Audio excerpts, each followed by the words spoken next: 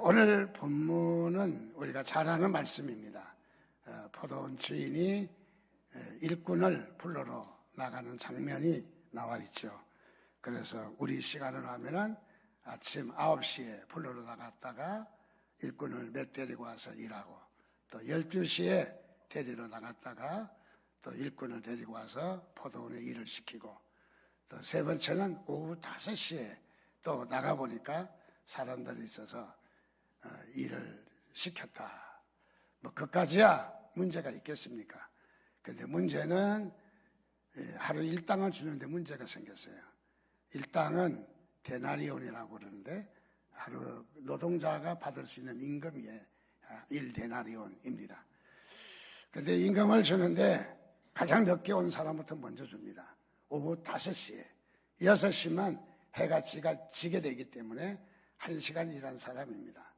그에게 1데나리온 주시는 거예요.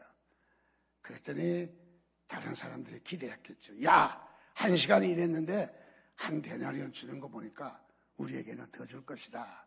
그래서 12시에 온 사람, 9시에 온 사람, 그저 마음이 확 열려서 데나리온, 그 일당만 바라보고 있는데 일당을 똑같이 주시는 거예요. 똑같이 1데나리온 주는 거예요. 그래서 화가 나서 먼저 온 자들이 따집니다. 어떻게 우리에게 이거밖에 주지 않느냐. 그래서 주님께서 말씀하시기를 약속한 것이 바로 1데나리온이다. 내 것을 가지고 뒤에 온 사람을 더 주든 말든 내 것 갖고 내가 하는데 네가 왜 참견이냐 하는 그런 소리입니다. 저도 이해가 안 돼요. 어떻게 임금 지불을 공평하게 해야지 이렇게 하느냐.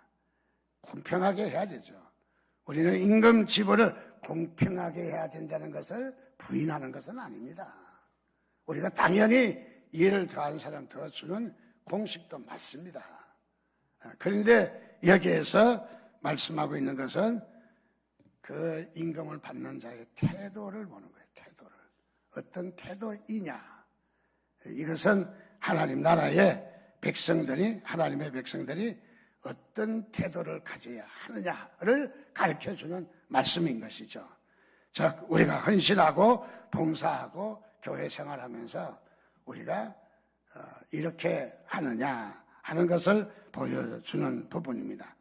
잠시 우리가 좀 본문을 좀 옮겨서 오늘의 말씀의 배경은 포도원입니다. 포도농장입니다. 아주 잘 연갈아서 맛있는 포도주가 잘 익어 있습니다. 포도는 생으로 따서 먹기도 하지만은 대체적으로 포도는 어디에다 많이 쓰느냐 하면 포도주를 만드는데 많이 씁니다. 쉽게 말하면 술이죠. 그래서 포도주를 먹음으로 혈액순환도 되고 또 마심으로 잔치에 흥을 돋구기도 하고 또 여러 가지 좋은 이점도 있죠. 그래서 이 포도를 그렇게 사용하는데 포도주를 가지고 이 포도에 대한 부분을 요한복음에 우리 15장에도 보면 나는 포도나무에 너희는 가지니 뭐 이렇게 하는 것을 보면 포도나무를 통해서 하나님과 우리의 관계를 설명하기도 하고 또 포도주를 통해서 좋은 예를 설명하기도 하고 심지어는 잔치집에 포도주가 떨어졌을 때 주님을 통해서 물로 포도주를 만든 사건도 있습니다. 참으로 귀하다는 것을 이야기를 합니다. 그러나 이 포도주가 좋게만 사용된 것이 아니라 포도주가 술이기 때문에 알코올이기 때문에 우리의 이성을 넘나드는 그런 일이 있기 때문에 포도주는 또 마냥 좋은 것만은 아니다. 그래서 정도껏 잘 사용해야 된다 하는 뜻을 이야기합니다. 그래서 심지어는 아버지인지 남편인지 구분이 안 되는 그런 일도 있고 그 포도주에 취해서 좋지 않는 망나니 같은 일이 있습니다. 우리도 사회생활 하면서 어떤 사람들은 아직도 술을 끊지 못해서 또 술에 취함으로 말미암아 정도를 넘어선 그런 경우들에 대해서 한마디 첨언해서 말씀을 드리려고 합니다. 하나님께서 인류에게 선물을 주셨습니다. 그 선물이 뭐냐? 포도나무예요. 잘 심어서 잘 가꾸어서 또는 좋은 데 잘 사용해라. 과일도 쓰고 포도주도 잘 만들어서 너희들의 흥도 돋구고 건강에도 도움이 되고 정도껏 잘 사용하면은 좋은 것이다 라고 선물을 주셨어요. 그래서 인류가 포도나무의 선물을 받고 참 잘 가꾸었습니다. 그리고 그러자 여기에 사탄이 포도에 대해서 시기 질투하기 시작했다는 거예요. 유대의 지혜서를 모은 탈무드가 있는데 거기 하는 얘기입니다. 그래서 이 사탄이 짐승을 잡아서 짐승의 피를 포도나무에다 뿌렸다. 거름같이 주었다 하는 거죠. 어떤 짐승을 잡았느냐 하면은 양을 잡고 사자를 잡고 원숭이를 잡고 늑대를 잡아서 피를 섞은 다음에 포도나무에다가 주었다. 뭐 실제 그런 아니겠죠. 지금 지혜를 말하는 부분입니다. 양의 피를 통해서 그래서 알코올에는 때에 따라서 한잔하면 얌전해지기도 한다는 거예요. 또는 사자같이 사자의 피가 섞여서 어떤 사람은 이 맹수같이 사자같이 포악해지기도 한다는 거예요. 술 먹으면 잘 싸운다는 거예요. 왜냐하면 사자의 피가 섞여서 그런 것 같습니다. 어떤 사람은 술을 먹으면 원숭이같이 잘 올라가. 어떤 사람 보니까 전봇대 올라가겠다고 전봇대에 붙이자고 씨름을 해도 자기 실력으로 올라갔지나 안 올라가지죠. 나무에도 올라가고 또 실제적으로 한 자리 이렇게 걸쭉하게 되면은 남보다 높아져 있는 것도 사실이잖아요. 남을 무시하고 그런 경우가 원숭이의 피를 섞어서 그렇다. 또 한 짐승의 피는 여우의 피를 섞어서 간사하고 거짓말하고 포악하고 그런 모습이 있다. 그런데 탈무드보다 더한 것이 우리 유대인보다 더 아주 뛰어난 민족이 어느 민족인지 아십니까? 대한민국입니다. 대한민국은 한 수 더 뜹니다. 거기다 개의 피까지 줬다는 거예요. 그래서 한잔하면 개같이 망나니가 된다는 거예요. 누굴 보고 이야기하는지 모르겠습니다. 그래서 어쩌면은 유대인의 지혜보다 한국인의 지혜가 훨씬 더 앞선다 하는 우스갯소리를 할 수가 있습니다. 어쨌든지 간에 알코올은 이런 배경의 포도나무 얘기를 오늘 하고 있습니다. 다시 한번 더듬어 보면 집주인이 포도원 주인이 일꾼을 구하려 3시에도 나가고 그 다음에 6시에도 나가고 9시에도 나가고 11시에도 나갔다. 자, 이것은 우리로 말하면 9시에도 나갔다. 아침 9시, 12시도 나갔다. 그리고 오후 5시도 나갔다. 그런 얘기입니다. 한 6시간 정도 우리하고 차이가 나는 그런 부분이죠. 자, 여기에 일꾼을 다 불러러 갔다. 여기에 말씀하고 있는 배경을 가만히 살펴보면 경제적으로 매우 안 좋다 하는 그런 것을 느낄 수가 있어요. 왜냐하면 9시에도 가고 우리 식으로 이야기합니다. 12시에도 가고 5시에도 갔는데 일꾼들이 여전히 팔려가지 않고 거기에서 있었다 하는 얘기를 보니까 일거리가 만족하지 않았다. 그래서 노는 사람이 많이 있었다 하는 이야기임을 보게 됩니다. 자, 여기에 우리가 쉽게 이해할 수 없는 것은 어떻게 임금을 동일하게 주었을까?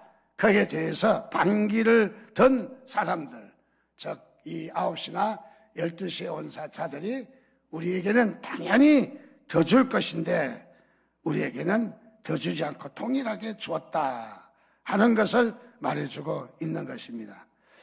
자, 여기에 이 말씀을 통해서 오늘 우리에게 하시고자 하는 말씀은 어떤 뜻이 있을까요? 그것은 우리의 사고력을 가리킵니다. 즉 우리가 무엇을 보는 것이 우리에게 사고로 정착하게 되고 또 사고로 정착하게 된 것이 생각으로 정착하게 된 것이 발전해서 우리의 행동으로 옮기게 되고 그리고 행동으로 옮기며 나중에 그런 세계관을 가진 사람으로 우리가 또 변화되기도 되는 거예요. 그리고 우리가 무엇을 본다라고 하는 것은 우리에게 우리의 운명을, 우리의 인생의 운명을 결정짓는 중요한 부분인 것이죠. 자, 그래서 우리는 어떤 사고력을 갖느냐, 어떤 이미지를 갖느냐 하는 것은 우리에게 너무너무 중요한 것입니다. 오늘 이 성경 말씀은 하나님께서 우리에게 그리스도인으로서, 하나님의 백성으로서, 하나님의 자녀인데, 하나님의 자녀는 하나님과 같은 마음을 가져야 되는데, 우리 하나님과 영 다른 마음을 가지고 있다면 그것은 우리가 하나님의 자녀라고 할 수가 없잖아요. 적어도 하나님의 자녀는 하나님과 같은 생각을 가져야 되는데, 그래서 같은 공감하는, 하나님과 공감하는 마음을 가질 것을 말씀해 주는 말씀으로 이해를 하셔야 됩니다. 노동자의 임금 계산법을 모르는 주인을 탓할 것이 아니라 오늘 이 말씀을 통해서 하나님의 백성이 어떤 세계관을, 어떤 가치관을, 어떤 사고관을 가져야 되는가 하는 것을 우리에게 말씀해 주는 중요한 부분이라는 것입니다. 대체적으로 우리의 사고관은 대개 두 가지로 나눕니다. 첫 번째는 헬레니즘이라고 합니다. 헬라식이라는 거죠. 좀 더 가까이 이야기하면 그리스식이라는 거죠. 우리 문화가 크게 성경이 기록되는 당시의 세계관이 두 가지가 있었습니다. 하나는 헬레니즘입니다. 헬레니즘은 어떤 겁니까? 이성적이고 시스템이고 따져야 되고 법이 원칙이고 또 더 나가서 이성적이고 논리적이고 이런 것은 헬레니즘의 사고방식이에요. 그래서 원칙적인 걸 좋아하고 또 우리 더하기 빼기로 이야기하면 더하기를 좋아하고 또 따지기를 좋아하니까 빼기를 좋아하고 뭐 이런 것이죠. 그런데 또 하나의 우리의 사고방식이 있는데 그 사고방식은 헤브라이리즘이라고 합니다. 헤브라이리즘은 어떤 사고 체계냐면 이런 논리적이고 원칙적인 그런 체계가 아니라 바로 감성적인 겁니다. 감성. 또 어떤 느낌을 중요하게 여깁니다. 우리 사람을 만날 때에도 헬라식으로 만나면 어느 집사님 오셨거나 장로님 오셨거나 체크하고 동그라미 치고 뭐 그렇게 한다면은 이게는 헬레니즘이라면 헤브라이리즘은 어머 집사님 오셨어요? 어머 장로님 오셨어요? 느낌으로 맞이하는 거예요. 오늘 헤브라이리즘의 사고 체계를 가지셔야 돼요. 자, 헤브라이리즘은 곱하기입니다. 헤브라이리즘 나누기입니다. 우리가 나누고 곱하고 우리에게 하나님께서 축복하실 때 곱하기로 주시네, 곱하기로. 자, 그래서 더하기가 아니라 곱하기인데, 자, 우리는 어떤 사고방식을 갖느냐? 우리 하나님의 자녀, 하나님의 백성들의 사고방식이 어떠해야 되냐 하는 것을 말해주고 있습니다. 오늘 16절 말씀에 보니까 그렇게 이야기하는데 이와 같이 나중된 자로서 먼저 되고 먼저 된 자로서 나중되리라. 여기에 주님께서 하고 싶었던 그 의도는 뭐냐? 나중된 자가 먼저 된다 하는 초점에 맞춰진 것이 아니라 먼저 된 자가 나중될 수 있다 하는 것에 초점이 맞춰져 있어요. 문맥의 흐름상 우리가 분석해보면 먼저 된 자가 나중된다. 여러분 먼저 믿었다고 해서 꼭 성공하는 것만 아니라는 거죠. 오늘 기도에도 말씀했습니다만 앞섰다고 해서 우리 토끼와 거북이 이야기도 잘 있잖아요. 앞섰고 잘 달려갈 수 있기 때문에 이긴다는 보장이 없다는 거예요. 자, 오늘 우리에게도 말씀해 주시는 것은 하나님의 나라에 있어서 먼저 믿었다고 먼저 되는 것이 아니라 우리는 먼저 믿은 자가 나중될 수도 있다. 우리 여기에 경계선을 가지고 잘 이해를 해야 합니다. 오늘 27절, 오늘 20장의 오늘 말씀의 배경은 19장으로 돌아가야 합니다. 19장의 27절 말씀에 보니까 이에 베드로가 대답하여 이르되 보소서 우리가 모든 것을 버리고 주를 따라 싸운데 그런즉 우리가 무엇을 얻으리까? 베드로가 심통이 좀 났던 것 같습니다. 마음이 뒷걸린 것 같습니다. 베드로가 대답하여 이르되 우리가 모든 것을 버리고 재산도 버리고 가족도 버리고 주를 따라 싸운데 돌아오는 것이 뭡니까 이게? 이게 불평하는 태도죠. 그래서 못마땅하다는 거예요. 그래서 여기에 포도원의 이 일꾼들의 이야기를 통해서 제자들에게 지금 가르치는 거예요. 하나님의 백성들의 마음의 태도가, 동기가 어떠해야 하는가를 우리에게 가르치는 것입니다. 화창한 날씨에 구경 가는 거 다 절제하고, 놀러 가고, 나들이 가는 거 다 절제하고, 주일날 교회 나와서 쉬지도 못하고 예배드리고, 그리고 얼마나 많이 수고하고 희생하고 봉사하고 헌신하고 어려운 일도 마다하지 않고 내가 열심히 했는데, 그러나 마지막 와서 보니까 이게 뭐냐. 베드로가 예수님께서는 내 이름으로 수고하고 희생한 자는 여러 배를 받고 또 영생을 상속하리라고 대답하시면서 이렇게 됐느냐라고 말씀을 하는 부분인 것이죠. 주님께서 먼저 된 자는 나중 되고 나중 된 자는 먼저 된다 하는 말씀으로 베드로의 마음을 응수했던 것을 발견합니다. 오늘 이 포도원의 비유를 통해서 우리가 다시 한번 느낄 수 있는 것은, 우리는 하나님의 그 가치관, 하나님의 나라의 백성으로서 어떤 자세를 가져야 되냐 하는 것을 말해줍니다. 첫 번째, 우리가 가져야 될 자세는 어떤 자세인가? 오늘 이 비유를 통해서 하나님을 향한 그릇된 자세입니다. 하나님을 향해서 그릇된 자세입니다. 그릇된 자세는 어떤 자세입니까? 일하는 동기가 흥정이었다는 거죠. 우리 일꾼들 일을 시킬 때 우리 집에 와서 하루 일해주면 다음 집에 가서 또 일해줘야 되고, 그런 거 해줬으니까 해줘야 되는 뭐 그런 이야기죠. 그래서 여기에 계산법은 일꾼들의 주인을 향한 잘못된 자세는 일하는 동기가 흥정하려는 의식, 흥정하는 태도가 하나님께서 지적하시는 태도입니다. 자, 우리는 어떤 일에 있어서 우리는 흥정의식을 보게 됩니다. 그래서 실컷 일했으니까 이렇게 줄 것이다. 어쩌면 오후 5시에 간 사람보다 우리에게는 더 줄 것이라는 쓸데없는 허황된 계산법에 그들은 계산하고 있었던 것이죠. 그래서 돌아오는 대가를 여기에 반기를 드는 모습이 나타납니다. 즉, 품꾼들의 마음속에 숨어있는 동기가 뭐냐, 그것을 끄집어내서 주님은 고쳐주시라는 태도인 것입니다. 하나님 나라는 어떠해야 되느냐? 하나님 나라는 흥정이 아닙니다. 계산이 아닙니다. 우리는 종종 계산할 때가 있어요. 여러분, 많이 은혜 받은 사람 많이 헌신하고, 많이 헌신하지 못하는 또 적은 사람은 적게 할 수 있겠죠. 그래서 우리는 남은 이렇게 하는데 나는 이렇게 해야 된다 하는 생각을 우리는 저버려야 됩니다. 우리는 어떻게 해야 되느냐? 하나님이 내게 주신 대로 하시는 것입니다, 바로. 그래서 우리는 하나님 앞에 어떤 동기가 마음속에 꿈틀거리고 숨어 있느냐 하는 것을 주님께서는 지적하고 있습니다. 자, 여전히 또 나가봤더니 12시에 나가봤더니 장터에서 일을 기다리고 주인이 나타나서 우리를 데려갈 주인이 나타나기만 고대하는 사람이 또 있습니다. 그래서 또 데리고 왔습니다. 자, 데리고 와서 일을 시킵니다.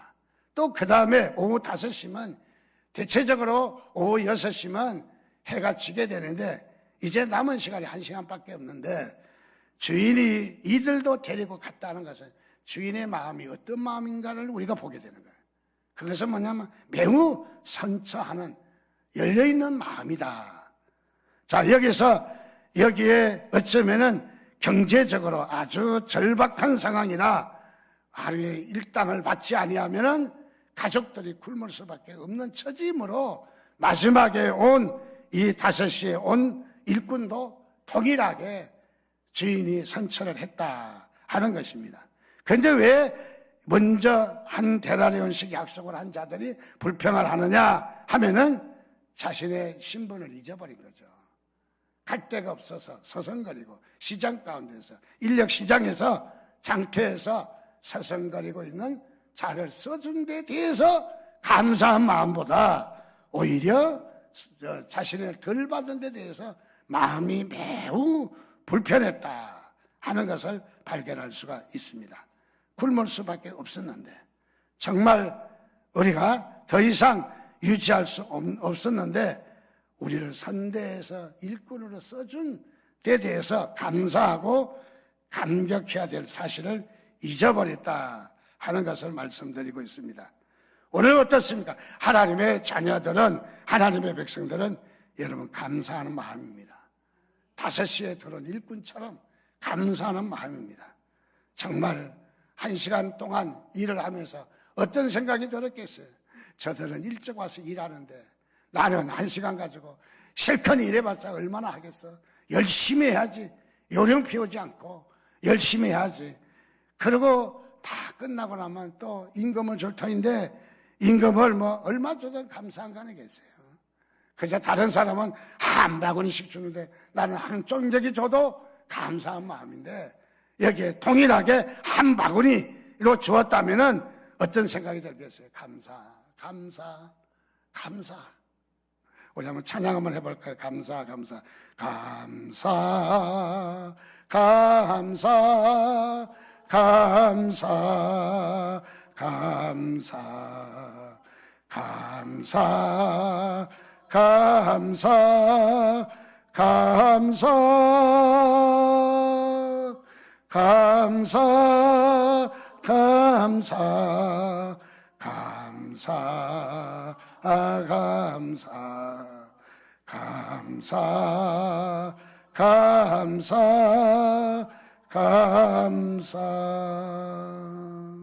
무엇을 말합니까? 여기에 다른 사람들은 지금 과거에 자신의 처지를 잊어버렸다는 것입니다. 자신의 처지가 어떤 처지인지를 새카맣게 잊어버렸다 하는 것을 말해주고 있습니다. 주님께서는 이미 약속하신 임금을 다 제대로 다 지불을 했습니다. 그런데 여기에는 더 주기를 바랬던 잘못된 시각을 가지고 있었다는 것을 발견합니다. 두 번째는 어떤 시각이냐면 이웃을 향해서 그릇된 시각입니다. 이웃을 향해서 5시에 와서 일을 한 자도 똑같이 일당을 받았다는데 여기에 비교 의식이 있었습니다. 우리가 자녀 교육에도 크게 실패하는 것은 비교 교육입니다. 우리 아이를 낳아서 아이를 길러다 보면 어떤 아이는 벌써 걸어요. 그래서 집에서 강제로 애를 또 그런 건 연습을 시켜요. 어떤 아이는 키가 크니까 부부간에 앉아서 하나는 모가지 당기고 하나는 발모가지 당기고 그래서 키를 늘립니까? 여러분, 아이는 비교할 때부터 이미 자녀 교육이 틀린 거예요. 여러분, 내 아이는 내 아이로 족한 거예요. 좀 부족하더라도 그것이 장점이 될 줄 믿습니다, 바로. 그래서 비교하지 마시기 바랍니다. 우리 사회가 너무 많이 비교합니다. 우리의 사고관이 너무너무 비교를 많이 하는 데서 우리가 그릇된 경쟁의식이 싹트고 경쟁의식 때문에 우리는 서로의 사고들이 많이 나잖아요. 또 경쟁의식 때문에 서로가 좋지 않는 수단과 방법을 가리지 않는 이런 일들이 많이 나타나고 있다는 것입니다. 그래서 이웃은 경쟁의 대상이 아니라 함께하는 대상입니다, 바로. 우리 중고등부가 수련회 가면서 제 주제가 뭔가 봤더니 오히려 함께라는 거예요. 마음이 와 들더라고요. 지난주 포스터가 많이 붙어 있었는데, 자, 오늘 우리는 무엇이냐 하면은 우리는 서로 경쟁의식이 아니라 서로 공동체의식을 가지시기를 주님의 이름으로 축원드립니다. 연약하고 부족하면 도와주고, 늦게 뛰더라도 토끼와 거북이처럼 늦게 가면 어떻습니까? 천천히 가면 어떻습니까? 오히려 천천히 가는 자가 승리하더라는 거죠. 연봉이 연간 2천만 원밖에 못 받는 사람도 많은데 억대의 연봉을 받으면서 더 받겠다고 하는 이 경쟁의식은 우리 사회를 병들게 하고 우리에게 어려움을 갖다 주는 것입니다. 우리 누가복음 15장에도 탕자의 비유가 나옵니다. 작은 아들이 재산을 가져갔다가 탕진하고 이제는 굶어 죽게 생겨서 겨우 돌아오는데 아버지를 만나자 아버지가 품 안에 앉지 않으며 하는 말이 내 아들이 죽었다가 살아났으니 잔치를 베풀었습니다. 잔치를. 소도 잡고 돼지도 잡고 돼지는 안 잡았겠지. 그러고 잔치를 베풀었습니다. 그랬더니 들에 갔다 일하고 돌아오는 탕자의 형이 시기하고 질투를 합니다. 무엇입니까? 동생으로 안 봤습니다. 여러분, 형제간은 이렇게 사랑이 끈끈하지 못한가 봐요, 아마. 그래서 동생을 경쟁의 대상으로 봤습니다. 동생을 위해서 소를 잡아 주었다면 나를 위해서 작은 염소 새끼라도 하나 잡아 주었어야 하는데 나는 그것도 안 했다는 거예요. 동생은 동생인 거예요. 동생이 굶어 죽게 된 것을 돌아온 것만 해도 감사한 것 아닙니까? 그런데 거기에 동생의 대접에 대해서 질투했다, 시기했다, 정말 회개하고 돌아온 바로 이 동생의 처지를 이해하지 못하는 바로 이 형의 모습을 발견할 수가 있습니다. 오늘도 우리 교회에서 여러분 새 가족들을 많이 환영하고 섬기다 보면 기존의 신자들이 좀 이렇게 손이 안 갈 때도 있어요. 뭐 당연히 안 가겠죠. 여러분 질투하지 않기를 주님의 이름으로 축원드립니다. 여러분 우리 오늘 본문은 바로 우리의 이 시기와 질투와 경쟁과 비교의식과 흥정하는 태도는 우리의 영적인 성숙이 이룰 수가 없는 거예요. 영적으로 자라날 수가 없는 거예요. 자, 그래서 우리는 바로 이 영적 성숙을 위해서 우리가 주님 앞에 다시 한번 우리 생각을 가다듬는 일이 매우 중요하다 하는 생각을 갖습니다. 세 번째는 어떤 잘못이냐 하면 바로 예수님께서는 우리에게 교훈하신 말씀은 자기 자신을 향한 잘못입니다. 자기 자신을 향해서 잘못됐다. 즉 다시 말하면 나는 당연히 더질 줄 알았는데 자만심을 가지고 있었다는 거죠. 자만심. 여러분 자만심은 병들게 합니다. 여러분 우리가 어떤 자인가를 늘 기억해야 합니다. 성경은 말합니다. 우리 애가 첫사랑을 버렸다고. 처음 예수 믿을 때 생각을 버렸다는 겁니다. 우리는 어떤 생각이었습니까? 그것은 다름이 아니라 로마서 1장 14절에 보면은 바울이 고백합니다. 헬라인이나 야만인이나 지혜 있는 자나 어리석은 자에게 다 내가 뭐 했다? 비쳤다. 바울의 태도, 바울의 마음, 바울의 동기가 어떤 동기로 무장되어 있다? 빚진 자라는 거죠. 여러분 이 땅에 우리는 빚진 자예요. 빚진 자는 뭐 해야 되겠어요? 빚을 갚는 일에 최선을 다해야 되겠죠. 그래서 먹지 않고 입지 않고 그야말로 빚을 갚아야 되잖아요. 빚을요. 빚이 많은데도 떵떵거리고 자기만 위해서 쓰고 있다면 남들이 욕하지 않겠습니까? 즉 다시 말하면 바울은 빚진 자의 태도의 삶을 살고 있었다. 오늘 우리는 어떤 태도인가? 빚진 자의 태도에 하나님은 우리를 함께하기를 원하고 있습니다. 그래서 우리는 어떤 자인가 하는 것을 우리가 다시 한번 깨달아야 할 것입니다.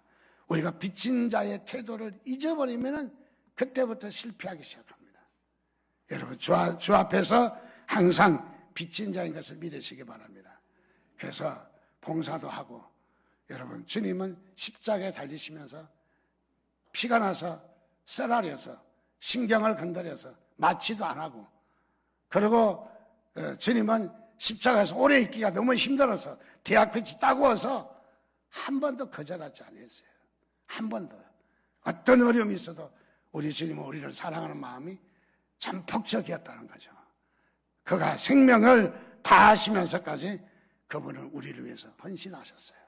우리를 위해서 들으셨어요. 그래서 우리는 종종 교회 생활 하다 보면 힘들어, 무겁다, 나이 들었다. 나이 주님보다 더 들으신 분이 계셔요? 예. 또는 우리는 봉사하며 안 할, 요즘 우리의 세태가 참 많이 바뀌었어요. 특별히 코로나가 지나간 이 시기를 지나면서 우리 교우들의 생각이 많이 바뀌었어요. 아직도 회복이 한 30%는 안 되었다. 그렇게 보고 있습니다. 우리 한국교회가 전반적으로 다 그렇더라고요. 특히 젊은이들은 영상 예배를 해보니까 편안하거든요. 그래서 젊은이들은 또 교회에 안 나오는 풍조가 참 많아졌다 하는 생각을 갖게 됩니다. 여러분, 우리는 어떻습니까? 이렇게 세대에 물들면 안 되는 거예요. 우리 그리스도인들은 세대를 박차고 나가야 돼요. 갈릴리 바다요, 갈릴리 호수에서 고기들이 놀다가 요단강, 밑에 요단강이잖아요. 요단강을 타라, 세워라, 내워라, 놀러가고, 피크닉 가고, 또 뭐 운동하러 가고 하다 다 내려갔어요. 끝까지 내려가면 사해바다예요. 사해바다는 소금이 너무너무 염도가 진해서 고기가 내려가면 다 죽어요.